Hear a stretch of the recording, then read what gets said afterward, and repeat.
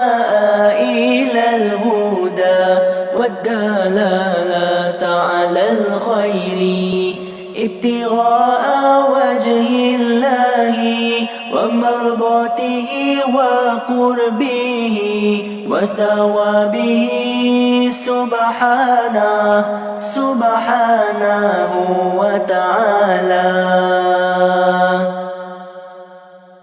نويت التعلم والتعليم والتذكر والتذكير والنفع والانتفاع والإفادة والاستفادة والحث على التمسك بكتاب الله وسنة رسوله والدعاء إلى الهدى والدلالة على الخير ابتغاء وجه الله ومرضاته وقربه وثوابه سبحانه وتعالى. نويت التعلم والتعليم والتذكر والتذكير والنفع والانتفاع والإفادة والاستفادة والحث على التمسك بكتاب الله وسنة رسوله والدعاء إلى الهدى والدلالة على الخير ابتغاء وجه الله ومرضاته وقربه وثوابه سبحانه وتعالى. نويت التعلم والتعليم والتذكر والتذكير والنفع والانتفاع والإفادة والاستفادة والحث على التمسك بكتاب الله وسنة رسوله والدعاء إلى الهدى والدلالة على الخير ابتغاء وجه الله ومرضاته وقربه وثوابه سبحانه وتعالى. نويت التعلم والتعليم والتذكر والتذكير والنفع والانتفاع والإفادة والاستفادة والحث على التمسك بكتاب الله وسنة رسوله والدعاء إلى الهدى والدلالة على الخير ابتغاء وجه الله ومرضاته وقربه وثوابه سبحانه وتعالى. نويت التعلم والتعليم والتذكر والتذكير والنفع والانتفاع والإفادة والاستفادة والحث على التمسك بكتاب الله وسنة رسوله والدعاء إلى الهدى والدلالة على الخير ابتغاء وجه الله ومرضاته وقربه وثوابه سبحانه وتعالى. نويت التعلم والتعليم وتذكر والتذكير والنفع والانتفاع والإفادة والاستفادة والحث على التمسك بكتاب الله وسنة رسوله والدعاء. السلام عليكم ورحمة الله وبركاته. أعوذ بالله من الشيطان الرجيم. بسم الله الرحمن الرحيم. الحمد لله رب العالمين، وبه نستعين على أمور الدنيا والدين، والصلاة والسلام على سيدنا ومولانا محمد أشرف الأنبياء والمرسلين، وعلى آله وصحبه أجمعين. سبحانك لا علم لنا إلا ما علمتنا، إنك أنت العليم الحكيم. رب اشرح لي صدري ويسر لي أمري واحلل عقدة من لساني يفقه قولي، ولا حول ولا قوة إلا بالله العلي العظيم. Amma ba'du. Hari ini kita baca sikit berkenaan dengan Arafah, kerana besok kita akan menyambut hari Arafah.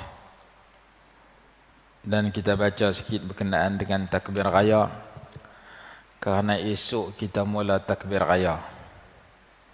Jadi kita nak raya lusa, kita sunat takbir raya subuh pagi esok, sehari sebelum raya.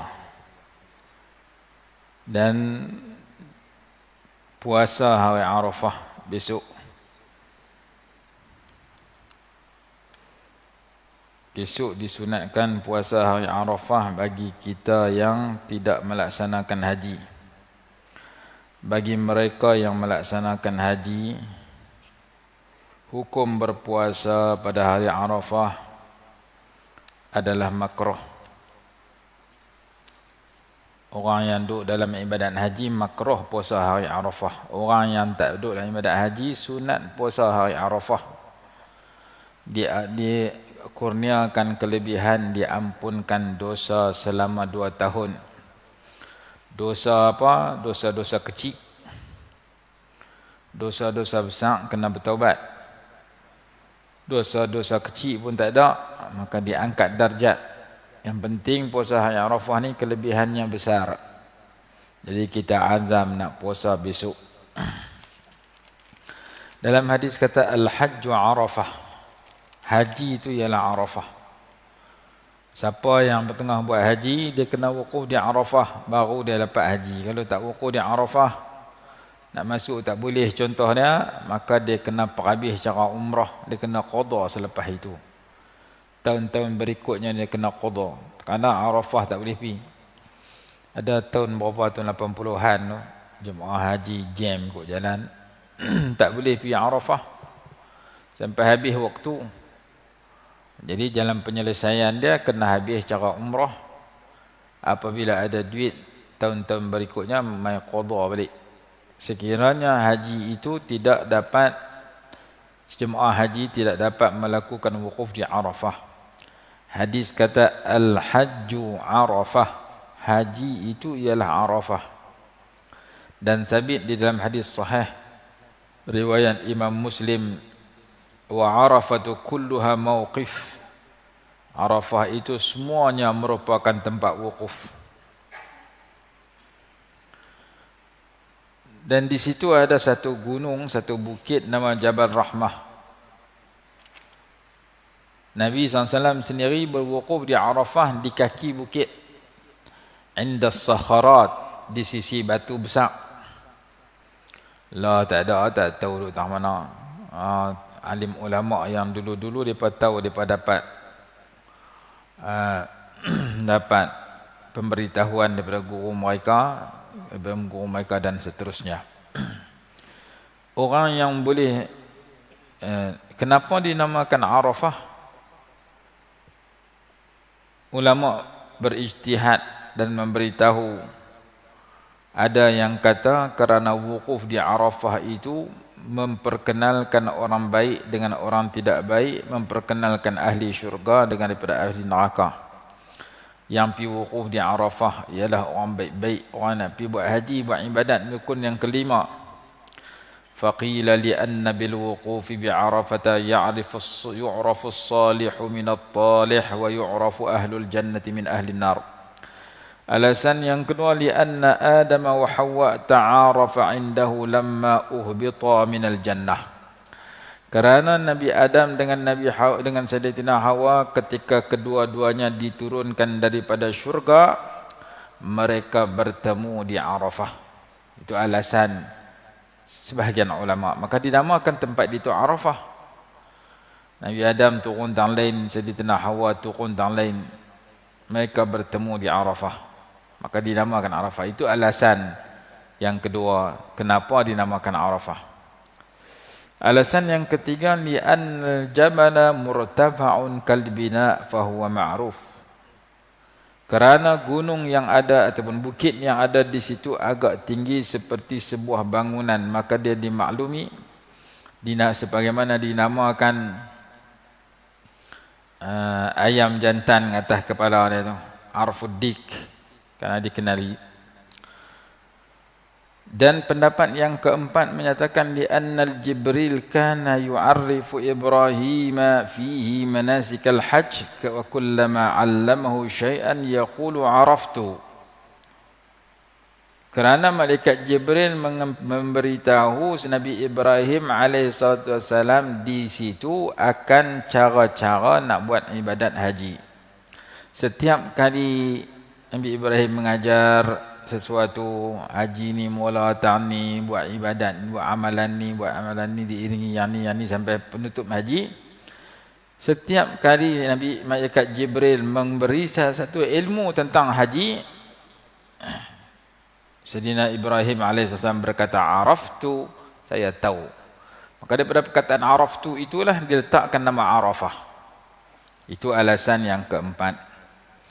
Alasan yang kelima, li'anna al-waqifina bi'arafata tufanun min al-bashar yakhlufu ba'duhum ba'da kama yuqalu ja'a al-qawmu 'urfa ay ba'duhum wara'a ba'din.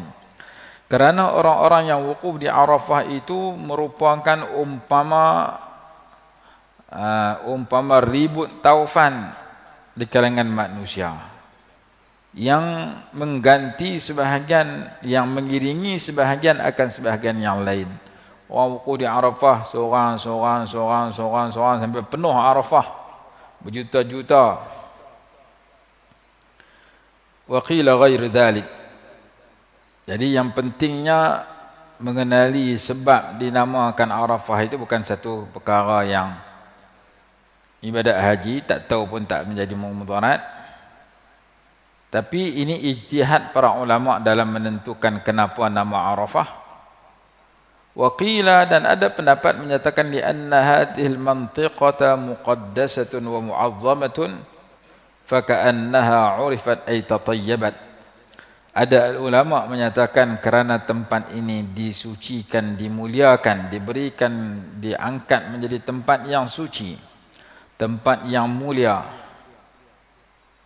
seolah-olahnya ia diwangikan, dibaguskan tempat itu. Tempat Arafah, tempat yang mulia. Diguna setahun sekali pada hari ke-9 Zulhijjah untuk orang wukuf.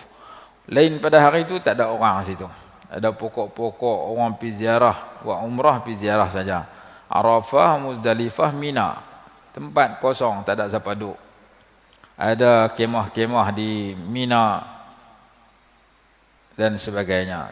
Jadi Arafah ada kemah-kemah sekadar dijadikan tempat perhimpunan jemaah haji seluruh dunia setiap tahun. Kalau orang buat haji di Mekah, mereka dah mula keluar hari ini. Hari ke-8 Zulhijjah, mereka keluar ke Mina untuk pas sembahyang subuh pagi ini, daripada semayang di Masjidil Haram. Pas semayang subuh pagi ni, mereka bergerak ke Mina untuk bermalam di Mina. Semayang Zuhur saat ini di Mina, Asar, Maghrib, Isya, Subuh. 5 waktu mereka semayang di Mina. Hukum dia sunat.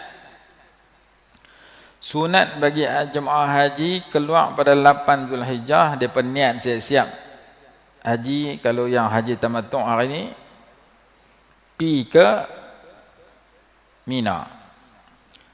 Duduk situ untuk semayang 5 waktu dan bermalam malam ni di Mina. Tapi kalau jemaah haji tempat kita, orang Malaysia sebahagiannya dah tak pergi Mina. Hukum dia pun sunat dan nak pergi pun susah, orang ramai. Mereka terus pergi ke Arafah siap-siap dah hari ni. Tapi nak dapat pahala sunat, dia tak pergi Arafah lagi, dia pergi Mina dulu. Untuk bermalam di Mina dan salat 5 waktu di sana, iaitu Zuhur, Asar, Maghrib, Isya, Subuh.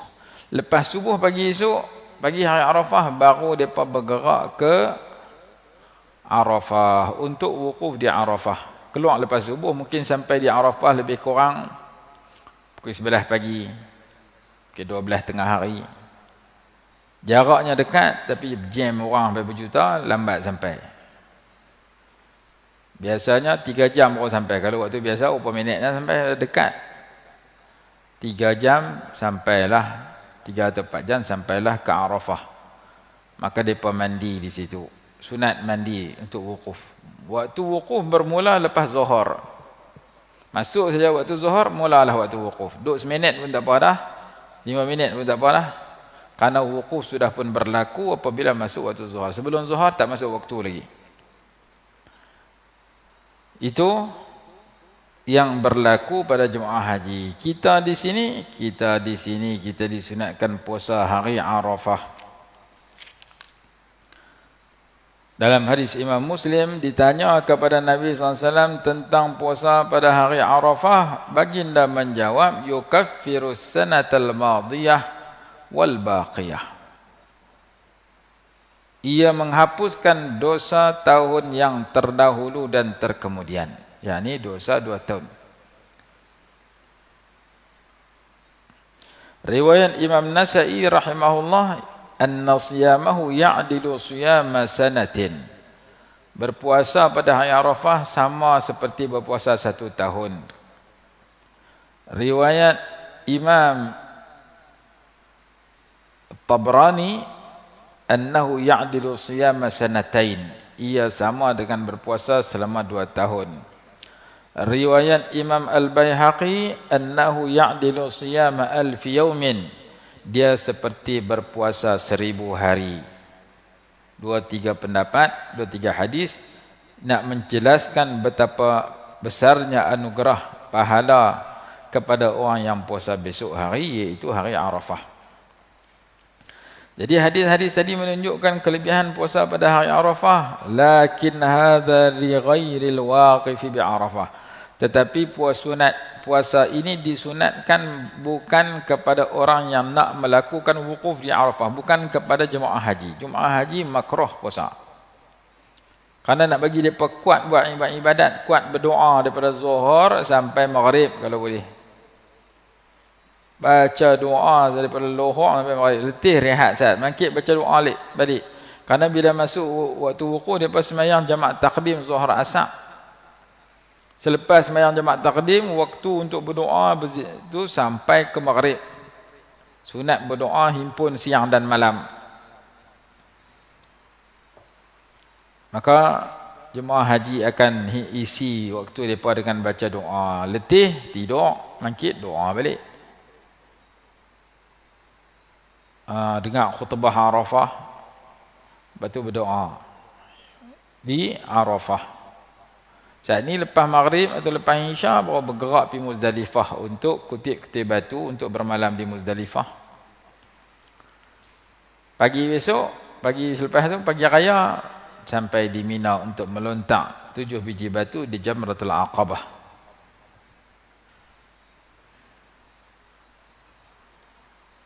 Itu suasana haji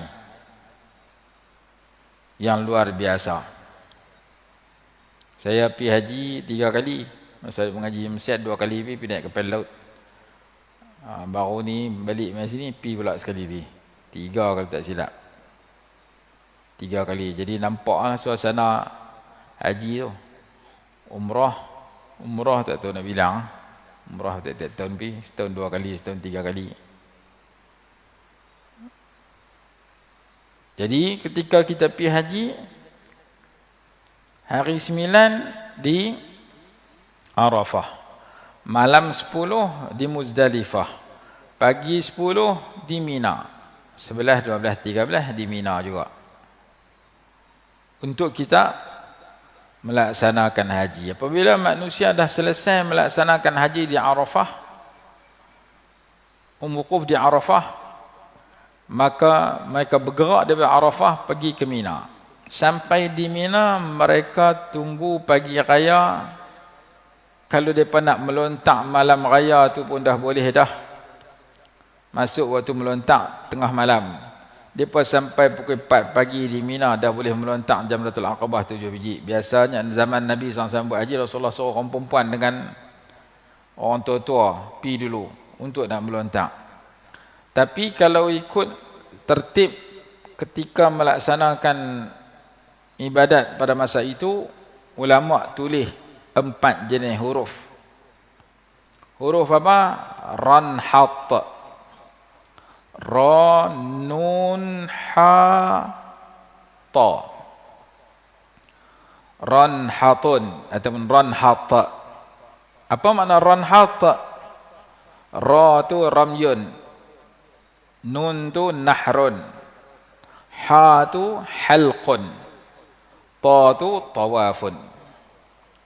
Ranhat maknanya tertib di dalam melakukan ibadat haji setelah selesai wukuf. Ra itu ramyun, ramyun makna melontar, melontar 7 biji batu pada Jamratul Aqabah. Bermula pada tengah malam waktu dia, dan yang paling afdal melontak pada waktu duha, pukul 8 pagi, pukul 9 pagi, dan Nabi SAW melontak ketika itu. Tapi kalau melontak waktu tu, orang paling yang ramai berjuta ahad mati setengah tu masuk waktu tu. Maka jemaah haji kita tak digalakkan pi waktu tu. Pi petang saat ni ke malam saat ni. Pi waktu tu terlalu ramai. Ranyum melontak. Nahrun sembelih korban, sembelihan. Yang tu orang tak buat di Mina dulu, zaman dulu buat Mina lah tu, tu orang buat tempat lain. Kita yang nak buat pun bagi duit kat orang, wakil suruh tolong buat tempat lain. Jadi nahrun tu yang kedua. Yang tu sunat. Yang ketiga halqun. Halqun maksudnya cukur rambut ataupun gunting rambut. Bagi orang perempuan gunting, orang lelaki cukur atau gunting. Cukur lebih baik daripada gunting. Yang keempat tawafun, tawaf. Pi Mekah balik, pi Kaabah balik, tawaf 7 pusingan. Jadi nahrun orang tak buat tu pun orang wakil kat orang buat 3. 3 tu yang paling baik mula dengan melontar, diiringi dengan bercukur, diiringi dengan tawaf. Tapi kalau kita nak kalih, nak buat yang mana dulu daripada 3 ni, nombor 2 apa dia, nombor 3 apa dia, dibenarkan, diharuskan, dibolehkan.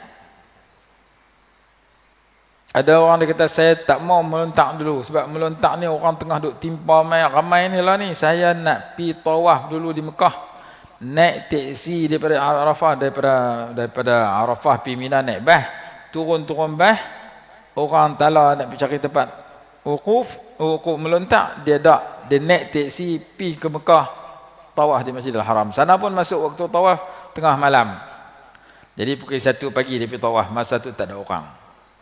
Tawaf di tengah jam selesai dah. Pasal orang tu ada di Mina banyak-banyak, kita pi sendiri ke naik teksi pi tawaf dan sa'i. Kalau kita haji tamattu', kita tawaf 7 pusingan, kita sa'i 7 pusingan. Pukul 1 pagi. Jemaah banyak duduk di Arafah lagi, duduk bergerak pada, duduk di Muzdalifah, duduk tidur lagi. Ada yang dah duduk di Mina, yang banyak duduk di Muzdalifah, bermabit di Muzdalifah. kita naik teksi pergi ke Masjidil Haram, kita tawaf 7 pusingan, sa'i 7 pusingan. Maka kita sudah melakukan ta yang pertama. Lepas tu kita cukup halqun bercukup. Lepas tu nak melontang, kita patah balik main Mina saat ni. Tak kira lah kita patah balik itu pukul 12 tengah hari ke atau pukul 5 petang ke ataupun maghrib ke. Yang penting melontak pas belakang. Tu lebih cepat, lebih senang. Tak berebut dengan orang. Sebab melontak waktu dekat sebelum maghrib pukul 6 petang, tempat melontak dah lengang dah, tak ada orang dah. Pasal orang duk pulun malam dengan orang duk pulun pagi. Pagi raya tu orang duk pulun melontak.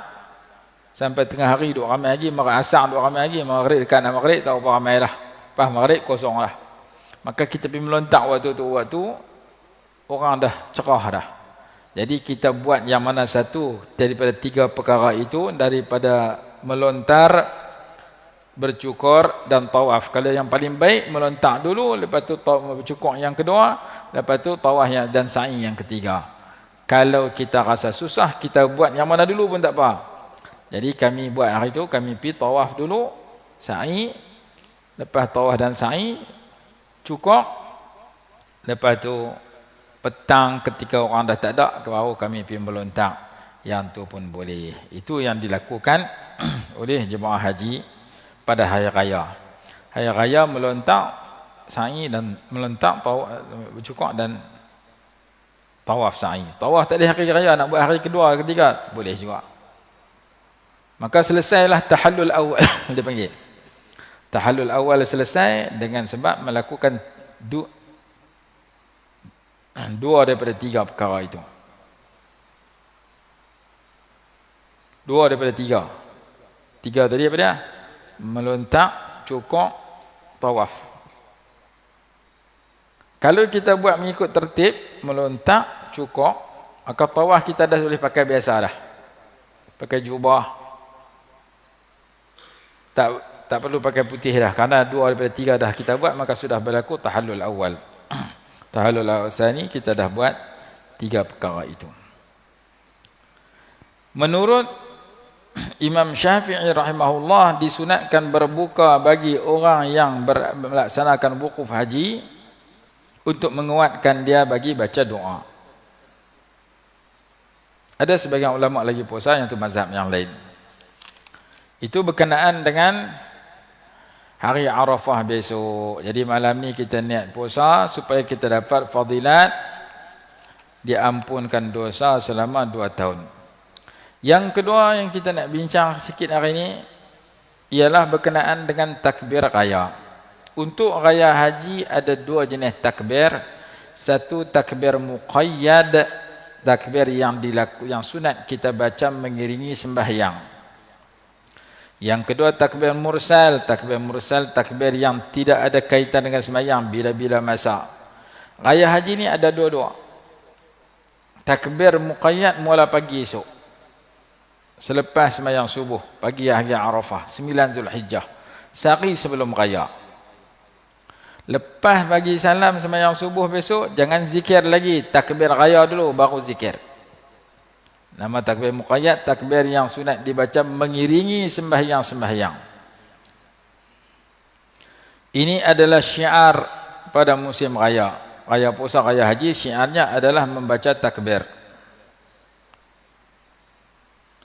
Kalau takbir mursal, dia tidak ada kaitan dengan sembahyang. Dia boleh baca bila-bila masa, di mana-mana tempat. Di rumah, di masjid, di jalan, di pasar.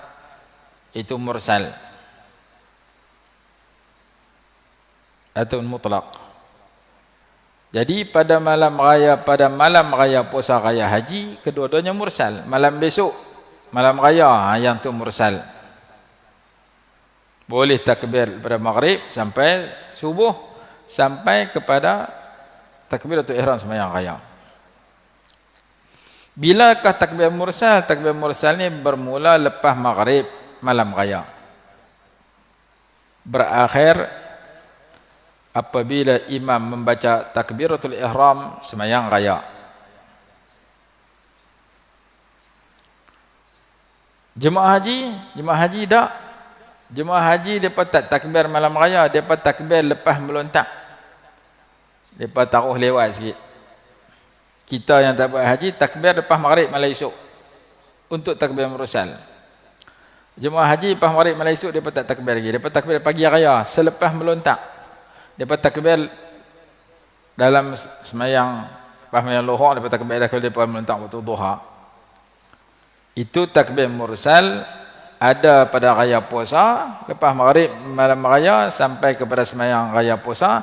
Ada pada raya haji lepas maghrib semayang malam raya haji sampai kepada takbiratul ihram semayang raya haji. Sementara takbir muqayyad, takbir yang dibaca mengiringi sembahyang. Sembahyang apa? Sembahyang fardu, sembahyang sunat, sembahyang mayat, sembahyang nazak. Sembahyang fardu yang di sembahyang yang fardu kan sembahyang yang dia nazak, sembahyang sunat, sebarang sembahyang sunat, sunat tahiyat masjid. Sunat apa? Tiga tempat itu disunatkan takbir lepas bagi salam. Sembahyang fardu bagi salam takbir dulu. Sembahyang sunat bagi salam takbir juga. Ini jangan orang buat. Sembahyang mayat bagi salam takbir juga. Lepas tu baru baca doa untuk mayat. Jadi takbir itu mengiringi. Kalau ada orang mati pagi esok, sembahyang pagi esok, takbir lepas sembahyang mayat. Raya lusa, raya hari Selasa, sembahyang mayat hari Isnin. Dah sunat takbir raya selepas sembahyang mayat. Nama dia takbir muqayyad. Takbir yang dikaitkan dengan sembahyang. Ini mazhab Syafi'i. Disebut dalam kitab Matan Al-Ghayah wa Taqrib, disebut dalam kitab Matal' Al-Badrain, kitab Jawi yang terkenal tempat kita, disebut dalam kitab Al-Fiqhul Islami wa Adillatu, dalilnya dan sebagainya. Mana dalil sunat takbir raya pagi esok, bukan pagi lusa, bukan malam esok. Malam esok tu dah lambat dah. Pagi esok lah yang mulanya. Dalilnya hadis riwayat Imam Baihaqi daripada Sayyidina Umar, Sayyidina Ali, Sayyidina Abdullah ibn Abbas radhiyallahu anhum ajma'in. Sayyidina Umar pun riwayat, Sayyidina Ali pun riwayat, Sayyidina Abdullah ibn Abbas pun riwayat. Annahum kanu yukabbiruna min as-subhi yawma Arafata ila al-'asri akhir ayyam at-tashriq. Bahawa mereka membaca takbir raya bermula daripada subuh pada hari Arafah dan berakhir lepas asar hari tasyrik yang terakhir. Hari tasyrik ada berapa hari? 3 hari, iaitu 11, 12 dan 13 Zulhijjah. Hari Arafah, hari raya namanya Yaumun Nahri, hari sembelih. Hari hari sebelum raya nama hari Yaum Arafah, hari 9. Hari ni 8 dia panggil Yaum Tarwiyah, dia panggil hari Tarwiyah. Jadi kita takbir raya haji ni selama 5 hari. Esok hari Isnin mula, berakhir hari Jumaat. Sebelum maghrib hari Jumaat, lepas asar hari Jumaat. Kerana hari Jumaat tu hari 13 Zulhijjah. Jadi kita mula takbir raya 9 hari Isnin, lepas tu 10 hari raya, hari ke-10, kemudian 11, 12, 13 Rabu, Khamis, Jumaat. Lagi tak masuk maghrib, maka kita takbir raya pada hari Jumaat. Jadi mula pagi Isnin selepas sembahyang subuh, berakhir hari Jumaat selepas sembahyang asar atau sebelum masuk maghrib, menurut dua khilaf antara Imam Ramli dengan Imam Ibnu Hajar rahimahumullah ta'ala. Itulah hari yang kita digalakkan takbir, disunatkan takbir muqayyad hari-hari. Setiap hari kita takbir mengiringi sembahyang fardu, mengiringi sembahyang sunat, mengiringi sembahyang mayat. Jadi takbir dulu baru wirid. Bukan wirid dulu baru takbir. Kerana dia muqayyad, berkait dengan sembahyang. Lepas bagi salam terus takbir. Kalau raya puasa dulu kita bagi salam, kita wirid dulu betul baru kita takbir raya, karena takbir raya puasa tidak ada kaitan dengan sembahyang. Tapi takbir raya haji bagi salam takbir dulu baru wirid. Dalam kitab Kifayatul Akhyar sebut sedemikian. Lain kitab apa lagi? Azkar pun kalau tak salah ada sebut juga. Macam mana kita nak takbir raya apabila raya haji. Dalam riwayat yang lain, anna Rasulullah SAW kana yukabbiru fi duburi kulli salatin ba'da as-subhi yawma Arafah ila ba'da as-salatil asri fi akhir ayyam at-tashriq. Hadha al-hadis rawahu al-Hakim wal Baihaqi, dan disebut dalam kitab Al-Majmu' Syarah Al-Muhazzab jilid yang kelima muka surat 43. Adalah Rasulullah SAW bertakbir mengiringi setiap kali sembahyang selepas subuh pada hari Arafah sehingga selepas solat asar pada hari terakhir daripada hari-hari tasyriq.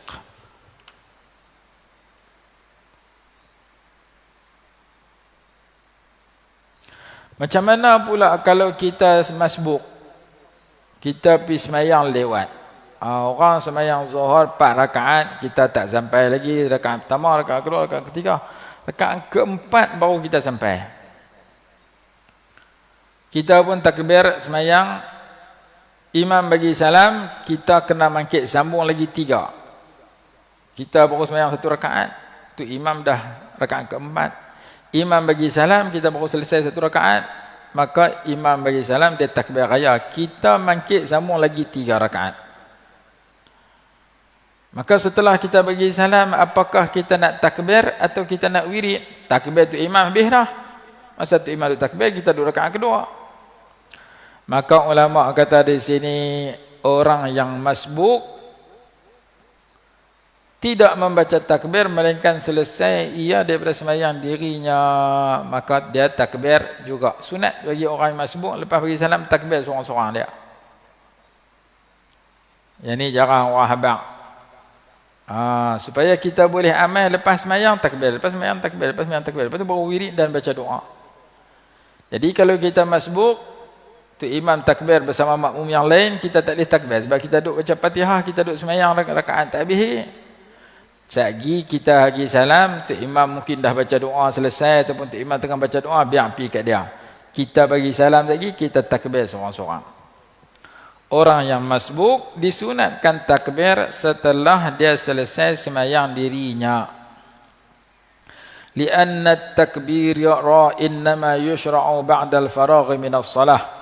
Kerana takbir itu disyariatkan selepas selesai daripada sembahyang.